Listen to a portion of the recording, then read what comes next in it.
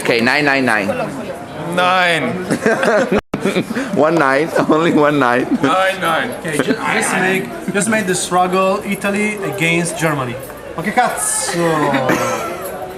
Ma che cazzo? 9 man. Nine man. Okay, Okay, faster. Andrew, try to say something with her. With R. Roma. Roma. Roma. Broccoli. Broccoli. Roma. Krauti. Krautsalat. Krautsalat. Krautsalat. Krautsalat. It's disgusting. You like? Disgusting, ok. Oh, questo è strano, really strange for a German. L'ha detto con tale disgusting. I wanna exterminate every crab salad. C'è sempre questa tendenza di... Speak in Spanglish. Spanglish is the title of the movie. Spanglish. What's Yeah, Spanglish? it is. Give me Spanglish. With pasta. Ok, Gabriela, Yo soy Gabriela, yo soy de Medellín, entonces tengo que hablarles así. Un saludo muy grande. Chao. Cazzo di italiano. No. Hermano, cazzo de italiano. Spanglish, ¿cómo sería nuestro No, Spanglish? pues vos sos colombiano, Rolo. No, the proverb you told us. We are, The proverb. we yeah. are drinking servization,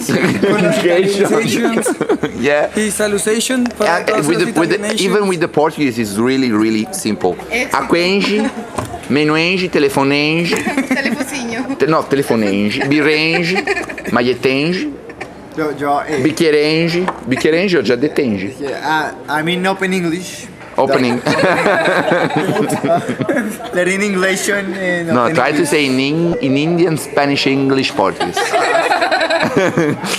Indian, Spanish, English, and Portuguese all together.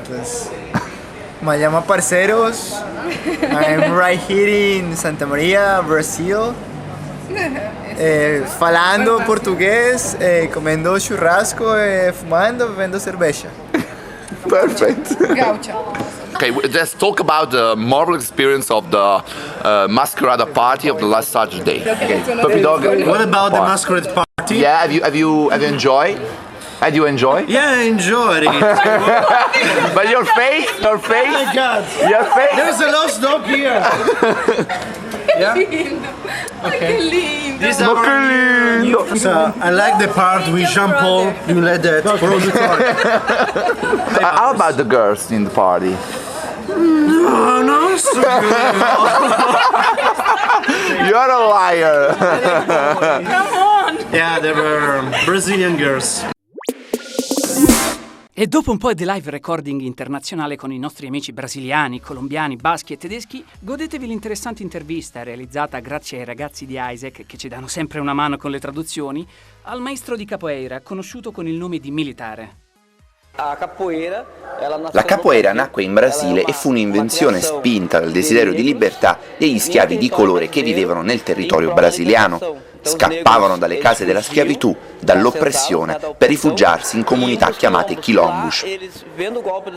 Lì, anche osservando alcuni movimenti degli animali, svilupparono questa tecnica di combattimento per difendersi, visto che il corpo era la loro unica arma. Questa tecnica nacque infatti per difendersi dagli schiavisti. Se poi venivano catturati mentre erano in fuga, gli schiavi appena rientravano nelle case di schiavitù si impegnavano subito per insegnare agli altri questa tecnica di lotta. La capoeira raccoglie un mix di differenti culture nel territorio brasiliano. Oggi questa disciplina serve ancora per diffondere i concetti di libertà, socializzazione ed integrazione sociale. La capoeira ha una caratteristica, il fatto che chiunque possa praticarla. Già nello stesso momento in cui nasci, in alcune famiglie, in quel preciso momento sei già entrato nel mondo della capoeira. Poi ci sono anche persone che iniziano a praticarla a 50 o 60 anni. Queste persone però non possono effettuare mosse complesse, ma di sicuro possono imparare la danza ed i passi base, visto che la capoeira, come detto, è un mix di lotta e ballo. Di sicuro comunque è molto più di un'attività fisica.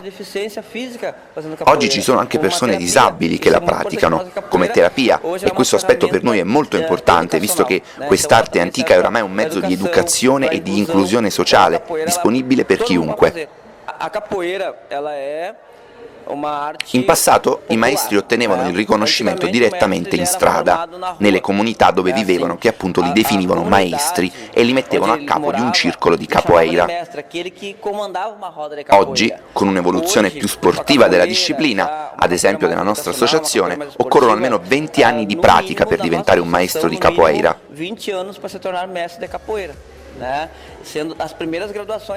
Per raggiungere l'ultimo livello per noi occorrono almeno 30 anni di pratica e 50 anni di età.